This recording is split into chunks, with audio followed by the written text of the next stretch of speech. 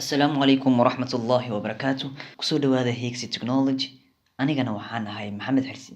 Maanta hadduu alla idin waxaan qaadan doonaa oo idin sharixi doonaa cashir ku saabsan sida loo sameeyo roll up-ka adiga oo isticmaalayo Adobe Photoshop.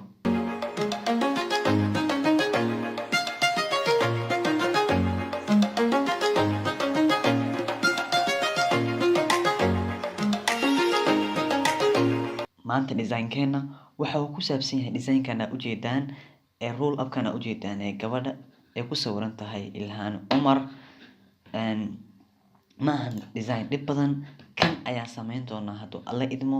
waxaan rajaynayaa inaad ka faa'iidi doontaan marka uu cashirkan dhammaado. marka koowaad waxaad leedahay file, kadibna waxaad leedahay new.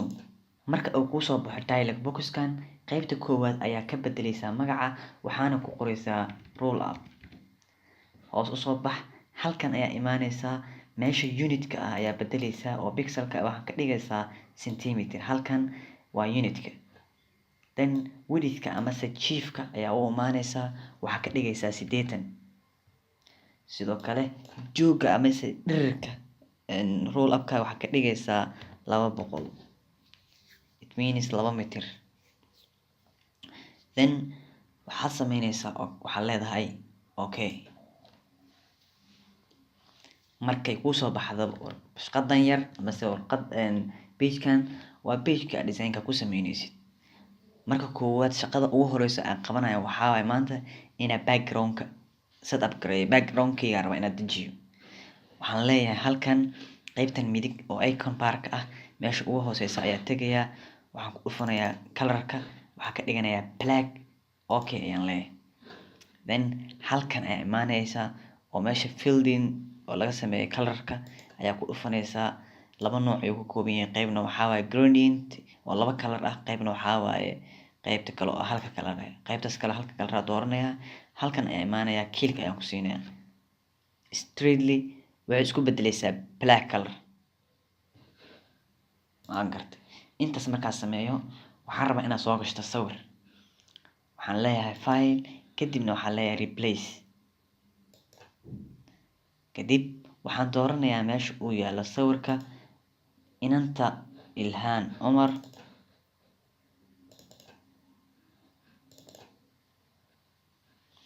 then sidan ayuu usoo gelayaa.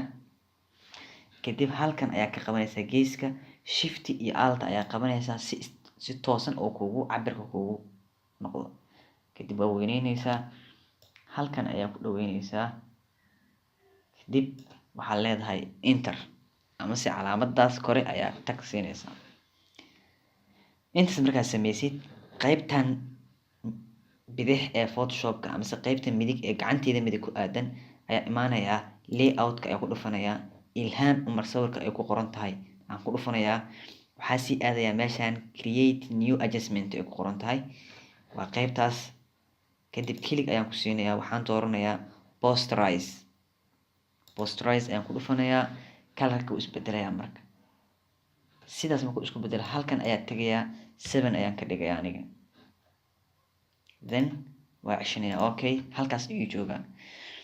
waxaan tegayaa halka kan meesha ay ku qoran tahay rectangle toolska ayaa tegayaa.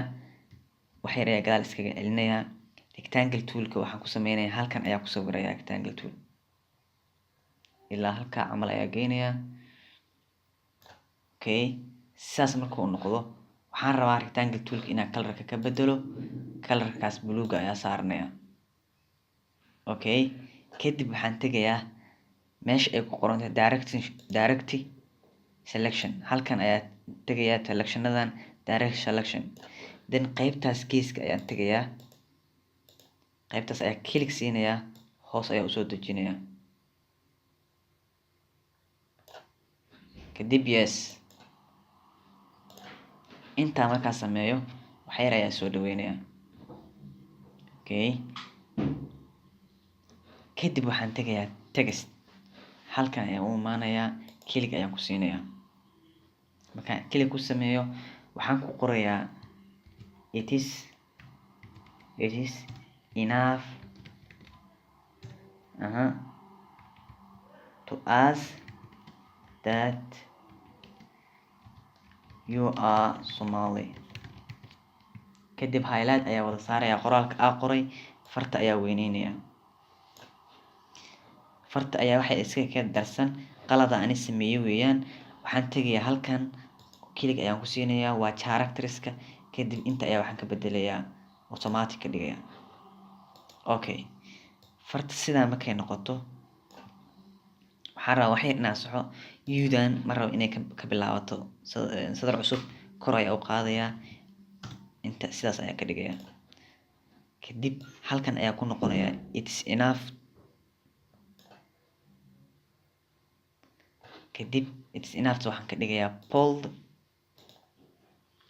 kadib fartan waa weyneynaya.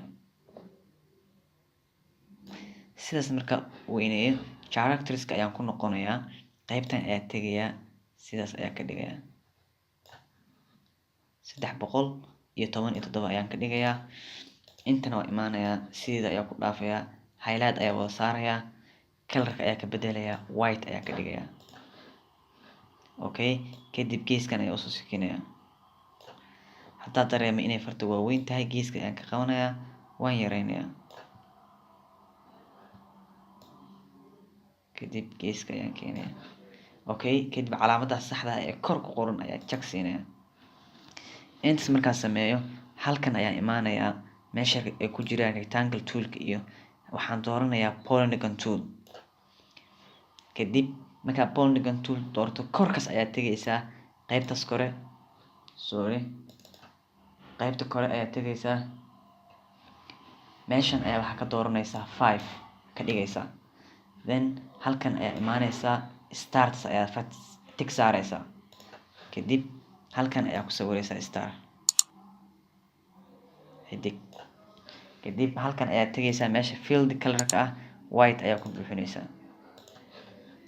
intaas markaad sameysid, maxaa kuu diyaarsan? waa enough to us, waa diyaarsan tahay.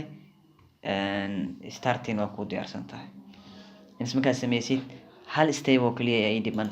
halkan ayaa tegayaa, waxaa ku qorayaa Ilhaan Umar.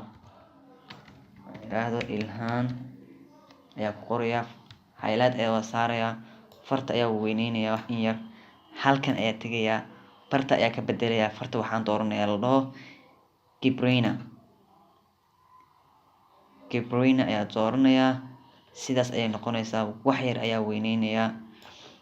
meesha colorka farta laga bedelo ayaan tegayaa, eyedrop ayaa isticmaalaya, colorka aa u isticmaalay qaybtan ayaa u isticmaalaya blue. still wax yaraa weyneynaya, kadib waa yareynaya. okay, kadib waxaa sameynaya, wax yar hoos soo dejinaya, mar kale ayaa text ku noqonaya, halkan ayaa ku dhufanaya, Omar ayaa qoraya, highlight ayaa wada saaraya, farta ayaa ka bedelaya. okay, haddana waa yareynaya farta, hadba cabirka adiga aa u rabtid ama kaa jecesha ayaa ka saaranaysaa. farna isku mid weeye. wax yar ayaa qaadaya, halkan ayaa geynaya, highlight ayaa wada saaraya keligeed, Umarka white ayaan ka dhigaya. weli still waa yareynaya wax yar, then waa sikinaya, waa isku dhaweynaya. okay, kadib sidaas ayaan ka dhigaya. khalaas, intaas oo kaliya ayaa shaqada qabtay ay tahay. waxaan rajeynayaa inaad ka bagateen cashirkan. subscribe ha hilmaamin. marka aad rabtid inaad markaana hadda soo bandhigaa soo bandhigaya deetay, iyo sidaan ayaa isku bedelaysaa marka aad u isticmaashid waxa la dhaho mockup. waxaan rajeynayaa in cashirkan aad ka faa'iideen.